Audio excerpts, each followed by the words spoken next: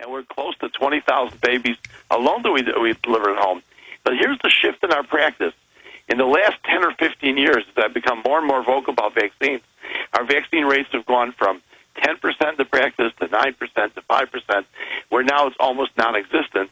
The only reason we don't become a vaccine-free practice is because my partners have been with me for more than 25 years who've never vaccinated their children said to me, Mayor, if we give such a hard line, we're going to lose thousands of people when they come, realize that they don't have to vaccinate their children.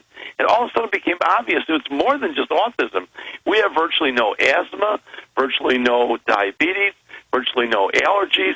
You know, all these chronic conditions that children today suffer from. And those people who say, oh, there's no real increase in autism, we're just counting different. Well, how do you count all? You said it so well, the neurological problems in school. The fast Look, I'm going to stop you right there. Yeah. I don't need to be a rocket scientist to know that when I went to see movies like Dumbo when I was a kid, or I went to take my sister, who's 14 years younger than me, you know, when I was in high school and college, I'd take her. My parents would say, will you come over and babysit next week and take her to a movie? You never saw autistic children. I'm on the Greenbelt. I'm at the mall. I take my kids every few months to a movie. It's like 2 or 3 rows are in there autistic. I mean, they are the schools, and people say, oh, well, that's just false diagnosis. Let me tell you, it's not false diagnosis when you're on the Greenbelt and there's autistic kids running around screaming everywhere, completely out of their minds. I mean, they're under chemical attack. And we've seen autism rates go from, what, 1 in 25,000 20-something years ago to 1 in 86 now? The Fed's own numbers? I mean, boy. And that's the most severe case. All this has to be looked at as the same thing, what Dr. Melson said 30 years ago. What's the difference between ADD, ADHD, and autism? Just the spectrum. You know, how severely your brain has been damaged, like Dr. Blaylock said, you know, and that's the only difference. And we saw virtually none of this. But even more impressive may have been when Blue Cross called me. This was about 2 or 3 years ago, and they said to me, because we also have a small HMO group that we're part of Blue Cross, and they said the asthma rate in their network was 12%. We had 1 child out of 1,000 with asthma, you know, and they have a great definition: 2 emergency room visits in 1 year for any respiratory illness or 1 hospitalization. So you can't say one person's doing one thing, one person's doing another thing. And they wanted to know, Alice, you're going to have to hear this. This is very fascinating. So I go to the meeting there at Blue Cross, and they said to me, Doc, why do you have such low rates? I said, well, we're the best doctors in the world. He says, come on, tell us the truth. So I said, why don't you tell me what you think? Because they have all the records there from all the HMO patients. None of these children are vaccinated. How incredible. That was frightening. That's when I realized that Alex Jones not only is right, not only has had an impact in the country, you know, but this is not conspiracy theory. This is overt now.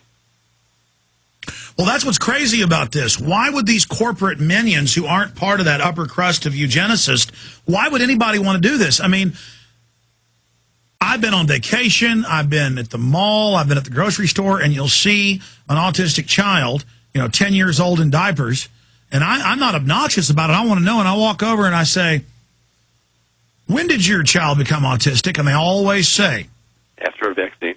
18 months old, 3rd round of shots. He was running around talking, singing. Now he does this, and the child's, and I mean it's and then I read about how when your kid has the convulsion that night, they then send the police to arrest you because they do a CAT scan and see the brain swelling and say you shook your kid's head when you're a medical doctor and have countless others on.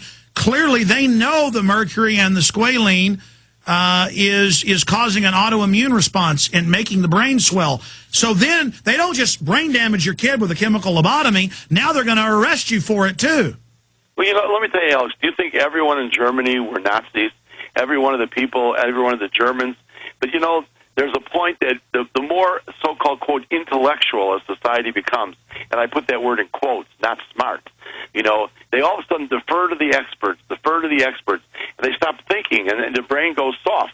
And all of a sudden, you can't imagine that all these experts are wrong, you know, and it doesn't take very many. And that's what you said. They're a paper tiger. They're a blessed paper tiger. And I think what's happening now, just like at the town hall meetings, Alex Jones hired and spent money to hire all these people to go to town hall meetings?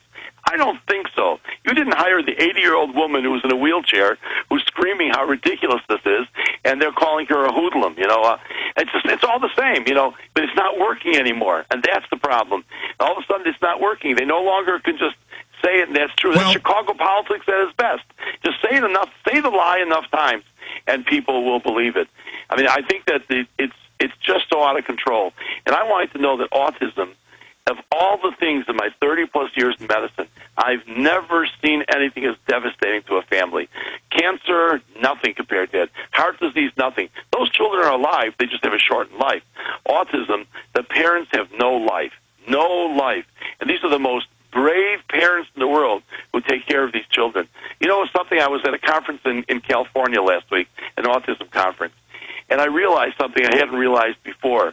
I'd never met both a husband and a wife together because one of them was always at home taking care of their child. How sad is that? That you can't administer, hand over the care to somebody else. That's how difficult it is. Well, the child is in a prison, and the parents are in a prison, and it doesn't have to be this way. But then on top of it, but going back to the Amish, I mean, you're right. This has been even picked up in national news that you don't have these autistic children with the Amish. You don't have these high rates of cancer.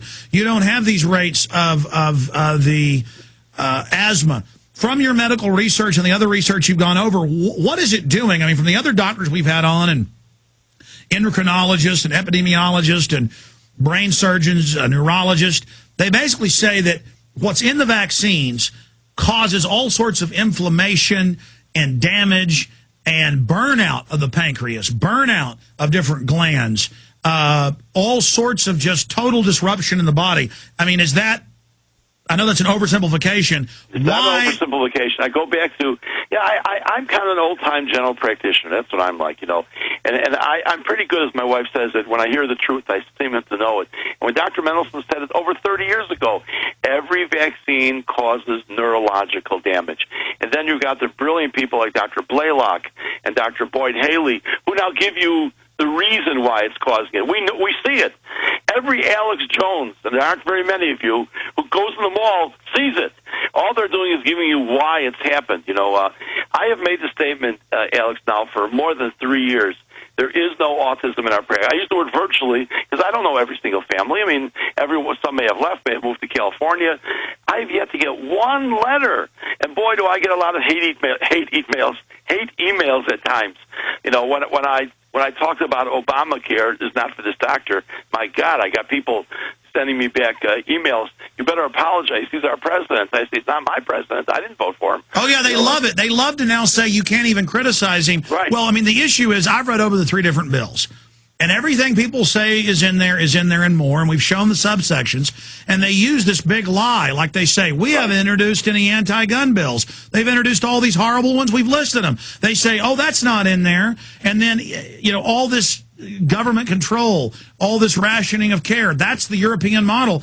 We know, but also forcing more vaccines, more drugs, we know that that's all in there, but I also watch CNN and these other channels.